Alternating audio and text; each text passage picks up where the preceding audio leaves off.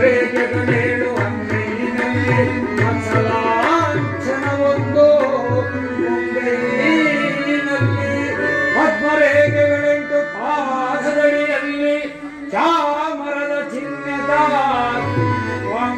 ವಾಮಾಂಗ್ರಿಥಳದಲ್ಲಿ ಇದೇನು ಸತ್ಯವೋ ಅಸತ್ಯವೋ ಮಾಚಲೇ ಬೇಡಮ್ಮ ಈ ಕಲ್ಪವಲ್ಲಿ